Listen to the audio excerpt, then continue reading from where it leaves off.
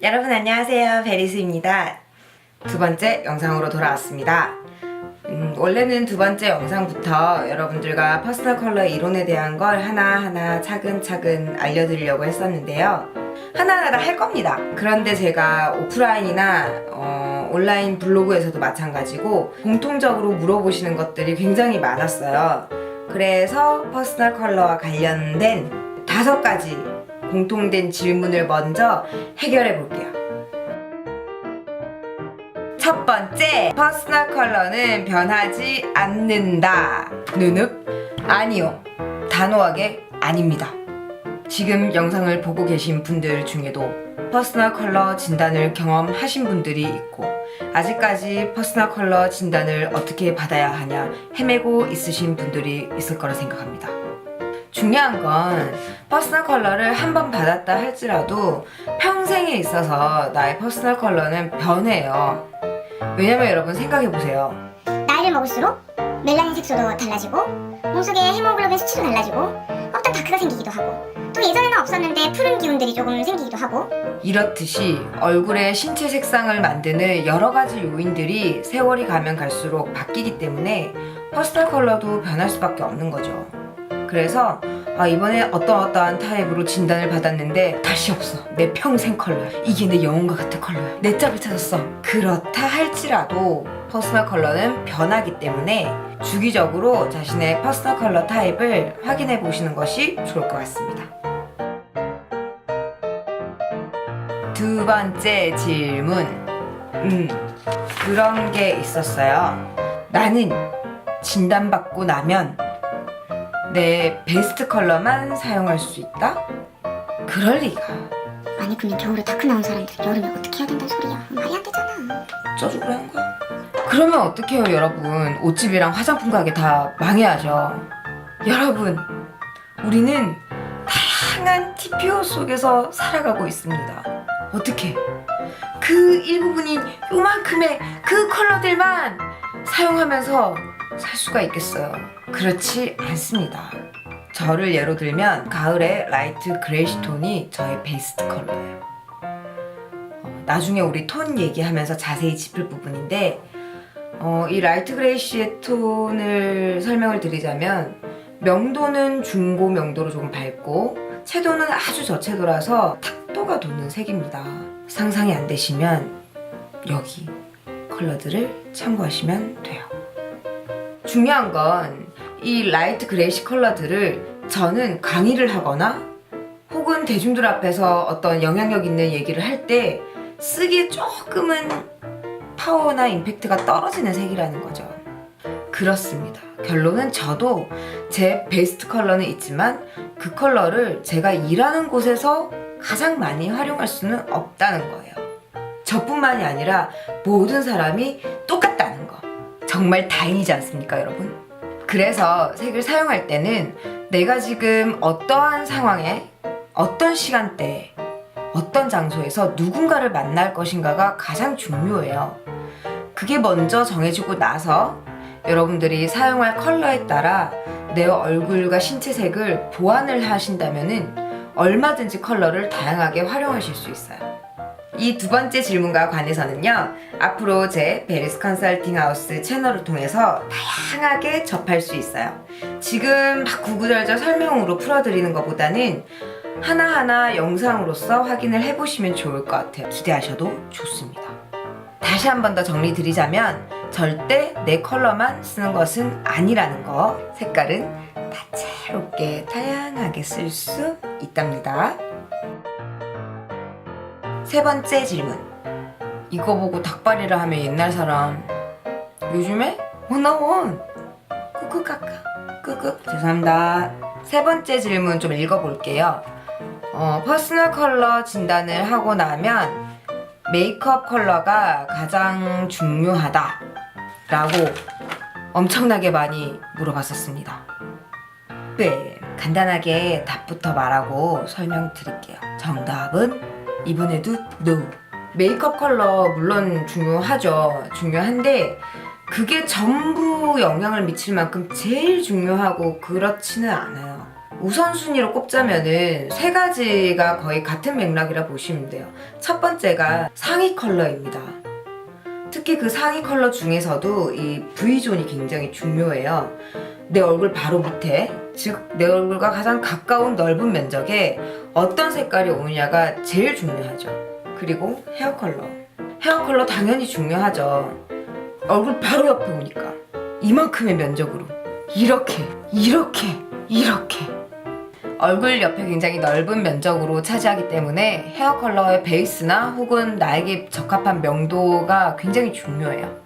그리고 질감도 무시할 수 없는 게 매트한 질감이나 러프한 질감이 잘 안 어울리시는 분들이 있어요. 그럼 헤어 질감도 윤기가 나는 쪽으로 맞춰주는 것이 좋겠죠. 이런 것들도 우리 하나하나 천천히 풀어갑시다. 우리 앞으로 많으니까요, 시간이. 그리고 세 번째가 메이크업 컬러예요. 메이크업을 할 때 파운데이션 컬러 선택하는 거 굉장히 중요합니다. 사실 립 컬러도 중요하긴 한데 입술보다 이 넓은 면적의 베이스 컬러도 진짜 무시할 수 없거든요. 왜 친구가 쓰면 예쁜 팩트가 내 얼굴에서는 잿빛으로 무너지는지, 그리고 왜 이렇게 아이아이 보리보리한 예쁜 색깔이 내 얼굴은 누렇고 텁텁하게 만드는지, 그런 것들도 추후 올라올 영상에서 같이 풀어보면 좋을 것 같아요. 어쨌든 메이크업도 중요한 한 몫을 하긴 합니다. 중요한데 메이크업만이 모든 걸 다 좌지우지할 수 있을 만큼 최고의 방책이다, 뭐 최선의 것이다 라고 하기에는 다소 무리가 있다는 겁니다. 그래서 말씀드린 것처럼 얼굴의 삼각존, 상의 컬러, 그리고 넓은 헤어 컬러, 그리고 얼굴의 베이스를 만드는 전반적인 조화를 주는 메이크업 컬러까지 조화를 일으켰을 때 아무래도 전체적인 토탈 코디네이션적으로 좀 만족스럽게 잘 연출을 할 수 있겠죠? 나는 어때? 나는 괜찮아? 네 번째 질문. 근데 이거 진짜 좀 바뀌어야 돼. 너무 옛날 발상이야. 자, 질문 읽어드리겠습니다. 퍼스널 컬러는 자신의 신체색에 부합하는 컬러다. 그래, 맞아. 그랬었어. 지금도 나보면 다 겨울이라 그래. 겨울에 뭐 딥톤 아니면 다크톤이냐고 다 그래 막. 여러분, 제가 또 할 말이 많네요. 2013년도 정도까지만 해도 저도 몇 년이냐? 2009년도부터니까 9, 10, 11, 12, 13, 5년을 그렇게 진단을 했었습니다. 신체색이 머리가 까맣고 피부가 하얗고 또 눈동자도 까맣고 입술엔 좀 핏기가 없듯이 약간 창백한 느낌이 돌면 그 색깔이랑 가장 잘 부합이 되고 또 그쪽이랑 가장 조화로운 컬러를 퍼스널 컬러라고 이렇게 권해드렸던 적이 있었어요. 왜냐하면 그때는 그렇게 진단을 많이 했었고 너무나 명확하게 포시즌으로만 나눠서 그때는 뭐 여쿨, 뭐 겨쿨 이런 말도 없고 방송에서 웜톤, 쿨톤 이런 것도 막 얘기를 많이 할 때가 아니었어요. 제가 2009년도 때 처음으로 퍼스널 컬러를 진단을 했었는데 그때만 해도 정말 이렇게 드레이프를 막 내리면서 이런 것도 올려보고 저런 것도 올려보고, 근데 왜 그게 어울리는지 설명을 해줄 수는 없는 거야. 그냥 육안으로 변화가 있기는 있죠. 눈이 조금 뭐 다크서클이 심해진다든지 뭐 환해진다든지 혈색이 좀 좋아 보인다든지, 근데 뭐 때문에 그런 게 일어나는지는 잘 모르면서 그냥 좀 괜찮아 보이는 색깔들의 조합들을 탁 꼽아가지고 당신은 봄입니다 이랬던 적이 있었어요. 뭐라 해야 될까, 자신의 신체색에 컬러를 맞추는 건 퍼스널 컬러 진단을 하지 않더라도 이미지 컨설팅의 개념으로 충분히 할 수 있는 거예요. 지적인 느낌을 내고 싶잖아요. 그럼 저 같은 금발이면 될까요? 왜 지적이다고요? 죄송합니다. 안 된다니까요, 그게. 노란 이런 금발을 하고 지적인 느낌을 낼 수 없어요. 사실 힘들거든요. 그래서 지적인 느낌을 내려면 헤어 컬러 톤 다운 시키고 코아 브라운이나 아니면 와인빛이 살짝 도는 블랙 쪽을 선택을 해서 헤어 컬러를 맞춰주고, 메이크업으로 얼굴 색을 잡아야죠. 립 컬러라든지 아이라인의 엣지라든지 모든 부분들이 바뀔 거예요. 옷 스타일도 모던 컬러 아니면 시크한 컬러들, 이러한 컬러들을 조합을 해서 충분히 만들어낼 수 있다라는 거예요.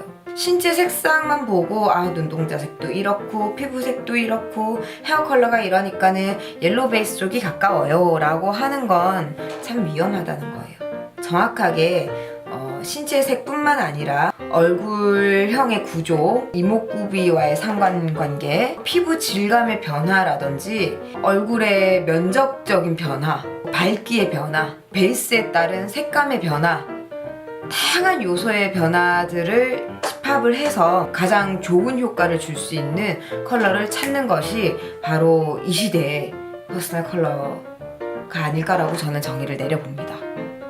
저희 베리즈 컨설팅에서는 진단을 할 때 베이스와 명도 그리고 채도, 색깔의 맑고 탁함의 성질까지 세세하게 분석을 해드리고 있어요. 그리고 그 색깔이 주는 효과에 따른 얼굴의 변화를 설명을 해드리기 때문에 이 색깔이 왜 나한테 안 어울리는지를 색이 일으키는 효과와 이렇게 연관을 지어서 정확하게 이해를 하실 수가 있습니다. 그 부분이 가장 좋죠. 그래서 결론은 퍼스널 컬러가 개인의 신체색만 가지고 요즘은 분석하는 게 아니라는 거 기억해주세요. 마지막 5번째 질문. 퍼스널 컬러는 자가 진단이 가능하다. 과연? 자가 진단하는 거 그거 정말 아무 의미 없습니다. 자가 진단하실 때 본인이 입고 있는 옷에 대한 의미를 생각해 보셨습니까, 여러분? 지금 내가 입고 있는 옷이 정말 나한테 최악이야. 막 얼굴 시커멓게 만들고 막 다크서클 생기고 여기 막 뺨 옆에 꺼지고 막 그렇게 하는 옷일 수도 있단 말이에요. 여러분들이 지금 입고 있는 옷이요. 근데 뭔지 모르는 그러한 옷을 입고 자가 진단하는 문항의 글을 읽으면서 당신은 다크서클이 많은 편인가요? 체크. 당신은 얼굴에 붉은기가 많은 편인가요? 체크. 얼굴이 전체적으로 칙칙한 편인가요? 체크. 그러니까 이게 아무 의미가 없다는 거예요. 왜? 지금 내 옷이 내 얼굴의 홍조를 더 도드러지게 할 수도 있고 이 옷이 나를 더 야여 보이거나 어둡거나 아파 보이거나 창백해 보이거나 그렇게 만들 수 있는데 그런 옷을 걸치고 그냥 글 읽고 체크하는 게 뭐가 의미가 있겠습니까, 여러분? 그래서 자가 진단은 크게 의미가 없다. 전문가분들의 손을 빌리셔서 꼭 반드시 제대로 된 진단을 하시기를 바랄게요. 오늘 함께한 내용들은 이때까지 가장 많이 물어봤던 질문들이었는데요. 더 궁금한 내용이 있으시면 댓글로 남겨주시고요. 블로그 놀러 오셔서 소통하시는 것도 환영입니다. 그리고 미리 말씀드리면 제가 오프라인 컨설팅이나 교육도 하고 있어서 매주 영상을 하나씩 업데이트하기엔 조금 힘들 것 같아요. 그래서 2주에 한 번씩 찾아올 테니까 앞으로 함께할 내용도 기대 많이 해주시고요. 오늘도 구독 잊지 않으셨겠죠? 좋아요도 눌러주시고요. 블로그 많이 놀러오세요. 그럼 다음 시간에 만나요. 안녕.